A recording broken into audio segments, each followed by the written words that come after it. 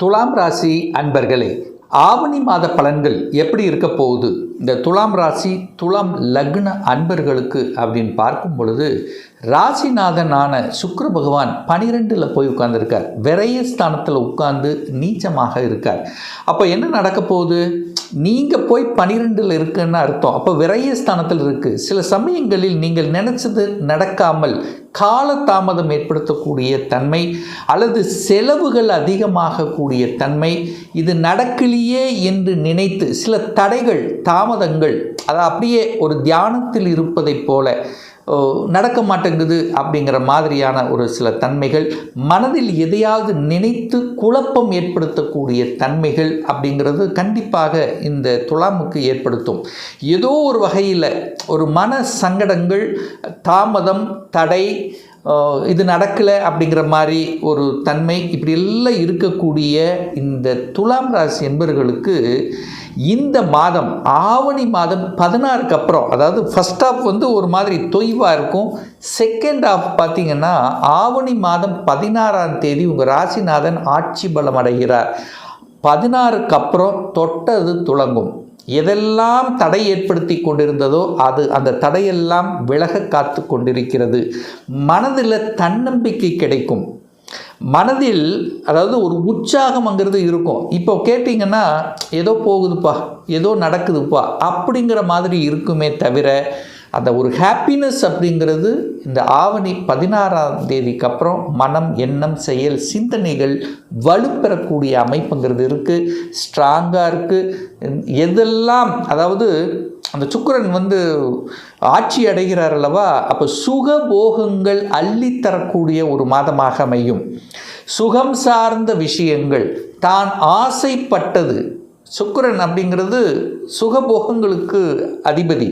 இந்த திருமண தடைகள் நிறைய பேர்த்துக்கு இருந்திருக்கும். போன மாதம் பார்த்திங்கன்னா 7ஆம், அதாவது சுக்கிரன் போய் 12ல் மறைஞ்சிட்டார். அப்போது இப்போ ஆட்சி பலம் பெற்று அங்கே 7ஆம் இடத்தை பார்க்கும்போது அந்த திருமண தடை, சுப காரியங்கள், மங்களகரமான விஷயங்கள் எல்லாமே தங்கு தடை இல்லாமல் நடக்கக்கூடிய அமைப்புகளை நிச்சயமாக உருவாக்கும் இந்த துலாம் ராசி அன்பர்களுக்கு. சார், தனம் சார்ந்த விஷயம் எப்படி இருக்க போகுது? பொருளாதாரம் ஒரு வளர்ச்சி காணக்கூடிய மாதமா அப்படின்னு கேட்டிங்கன்னா 2ஆம் இடத்தை பார்க்கணும். இந்த 2ஆம் அதிபதி யாருன்னா செவ்வாய். அந்த செவ்வாய் போய் பாக்கியஸ்தானத்தில் இருக்கிறது ஒரு நல்ல அமைப்பு. 2க்குரியவன் 9ஆம் இடத்தில் அமர்ந்து கொண்டு தனக்காரக கிரகம் என்று சொல்லக்கூடிய குரு பகவானுடைய பார்வை பெறும்போது கண்டிப்பாக பொருளாதார ஏற்றங்கள் உண்டு. அதாவது பணம் வரல அப்படின்னு நினச்சிட்டு இருக்கவங்க இந்த ஆவணி மாதம் 16ஆம் தேதிக்கு அப்புறம் பணம் வந்துடும். ஒரு மாதிரி ஒரு டல்லாக இருந்த விஷயங்கள், சோம்பேறித்தனமாக இருந்த விஷயங்கள் எல்லாம், அந்த முயற்சிகள் வெற்றி பெறும்னு அர்த்தம். அந்த முயற்சி எடுப்பீங்க, இதை செய்யணும், இதை பண்ணணும், இதை மாற்றணும், இதை சேஞ்ச் பண்ணணும், இதெல்லாம் செய்தால் நல்லா இருக்கும் அப்படிங்கிற எண்ணங்களை கண்டிப்பாக கொடுக்கும். என்ன வகை, அதாவது ஒரு தொழில் மாற்றம், உத்தியோக மாற்றம், ஊர் மாற்றம், இடம் மாற்றம், இந்த மாதிரி மாற்றங்கள் எல்லாம் கிடைக்கக்கூடிய ஒரு மாதம் இந்த ஆவணி மாதம் 16ஆம் தேதிக்கு அப்புறம். சார், வாக்கு சார்ந்த விஷயங்கள், அதாவது இந்த நிறைய பேர் பார்த்திங்கன்னா என் பேச்சை கேட்கல, நான் சொல்கிறது ஒன்று கேட்க மாட்டேங்கிறாங்க. குடும்பத்தில் கூட சில உபத்திரங்கள் இருக்கின்றவர்களுக்கெல்லாம் இப்போ உங்கள் பேச்சை கேட்கக்கூடிய அமைப்பு ஆவணி 16க்கு அப்புறம் நல்லா இருக்குன்னு சொல்லுவேன். முயற்சி ஸ்தானத்தின் அதிபதியாக இருக்கக்கூடியவர் குரு போய் உச்ச பலம் பெற்று எங்கே இருக்கார்? 10ஆம் இடத்துல உட்கார்ந்துருக்கார். ஸோ 3க்குரியவன் 10ல் அமர்ந்திருக்கார். அப்போது தொழில் சார்ந்த விஷயங்கள், வேலை சார்ந்த விஷயங்கள், ஒப்பந்தம் சார்ந்த விஷயங்கள், நீங்கள் எடுக்கக்கூடிய முயற்சிகள் அத்தனையும் பலிதமாகும் இந்த ஆவணி மாதம் 16ஆம் தேதிக்கு அப்புறம். சில மாற்றங்களை செய்வீர்கள். ஏன்னா முயற்சி ஸ்தானத்தின் அதிபதி 10ல் உட்கார்ந்துருக்கார். சில சேஞ்சஸ், அதாவது ஒரு தொழில் இருக்கீங்கன்னா ஒரு மாற்றத்தை செய்வீங்க. எப்படி ஒரு ஸ்ட்ராட்டஜி பிளான் வகுத்து, ஏன் நமக்கு லாபம் வரல, இதனால் என்ன, ஸோ இந்த மாதிரி நிறைய விஷயங்கள் புகுத்துவதற்கு, புதிய விஷயங்களை புகுத்துவதற்கு உகந்த மாதமாக அமையும். சார் வீடு வண்டி வாகனங்கள் வாங்குவதற்கு ஏற்றமா அப்படின்னு கேட்டிங்கன்னா 4ஆம் இடத்தை பார்க்கணும். 4ஆம் அதிபதி சனி பகவான் 6ஆம் இடத்தில் உட்கார்ந்துருக்கார். குருவின் பார்வை பெற்றிருக்கிறதும் பாக்யாதிபதி பார்வை பெற்றிருக்கிறதும் ஒரு நல்ல அமைப்பு. சுகஸ்தானங்கள் மேம்படக்கூடிய தன்மை இருக்குது. ஸோ 4ஆம் இடம் வலிமை பெறுகிறது. ஆனால் காரக கிரகமான சுக்கிரன் பார்த்திங்கன்னா அந்த வீட்டுக்கு காரக கிரகமான சுக்கிரன் நீச்சமாக இருக்கார். ஸோ ஒரு வீடு வாங்கணும், வண்டி வாங்கணும், இடம் வாங்கணும், இந்த மாதிரியான அத்தனை விஷயங்களும் ஆவணி 16க்கு அப்புறம் சக்ஸஸ் இருக்கும்.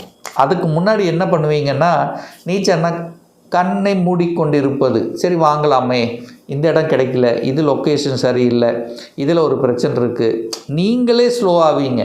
ஆனால் இந்த 16க்கு அப்புறம் ஃபாஸ்ட் ஆயிடுவீங்க, வாங்கிடலாங்கிற தன்னம்பிக்கை கொடுக்கும், எல்லா இடத்துலையும் டிக் டிக் ஆகும்.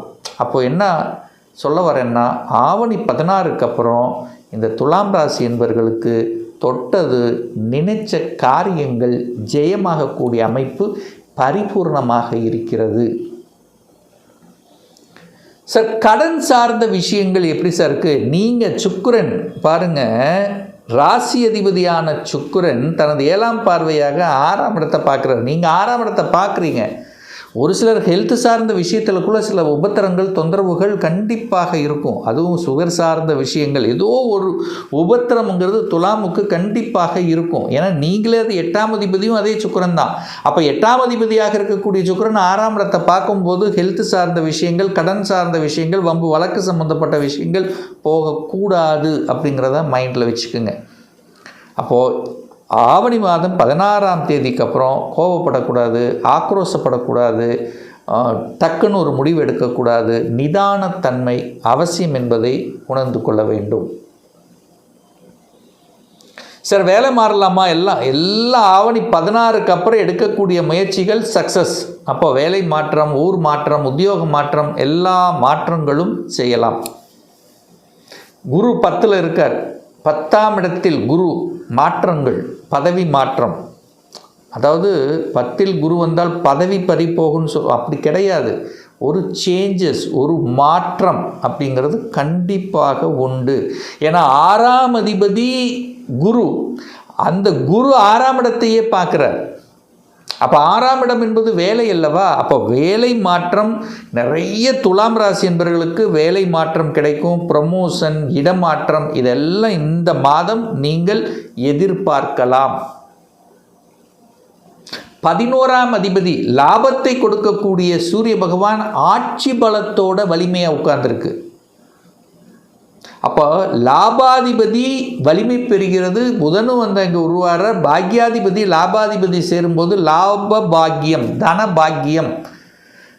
ஸோ ஒரு பாக்கியத்தை தரக்கூடிய அமைப்புங்கிறது உண்டு. நெடு நாட்களாக இது கிடைக்கல, இது நடக்கலை, இது செயல்படுத்த முடியல என்று நினைத்து கொண்டிருக்கக்கூடிய துலாமுக்கு ஒன்று நல்லது நடக்கும். நல்ல விஷயம் ஒன்று நடக்க போகுது. அதில் மாற்று கருத்து என்பது இல்லை. அதே சமயத்தில் நிறைய பேர் வந்து பார்த்திங்கன்னா இந்த வெளிநாட்டு தொடர்புகளை கொடுக்கும்.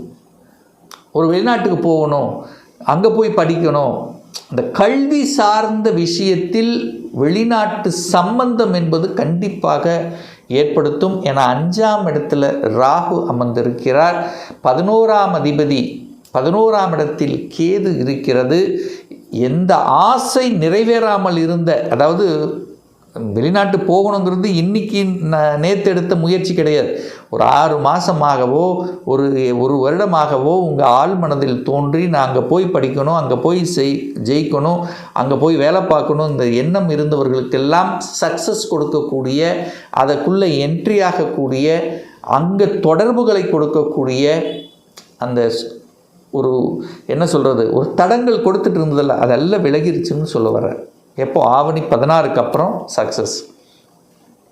சரி, இந்த மாதம் நல்ல தெய்வ வழிபாடு எது நல்லது அப்படின்னு கேட்டிங்கன்னா, சனி பகவானுடைய ஜெயந்தி பிறந்த நாள் வருகிறது. எப்போ சார் வருதுன்னா, ஆவணி மாதம் 19ஆம் தேதி 5/9/2026 சனிக்கிழமை என்று சனி பகவானுடைய பிறந்த நாள். அன்றைய தினம் சனி, அதாவது நவகிரகத்தில் இருக்கக்கூடிய சனி பகவானை சென்று வழிபடுவது ரொம்ப நல்லது. யாரெல்லாம் வழிபடலாம்? யாருக்கெல்லாம் சனி புத்தி நடக்கிறதோ, யாருக்கெல்லாம் வீடு வாங்க முடியல, இடம் வாங்க முடியல, குழந்தைகளால் கஷ்டங்கள், குழந்தைகள் தான் ஆசைப்பட்டது நினைக்கல, பூர்வ புண்ணிய பலம் இல்லை, ஹெல்த்தில் பிரச்சனை, கடன் பிரச்சனை, தொழிலில் பிரச்சனை அப்படின்னு இருக்கக்கூடிய அத்தனை பேரும் அன்றைய தினம் வழிபடுவது சிறப்பு.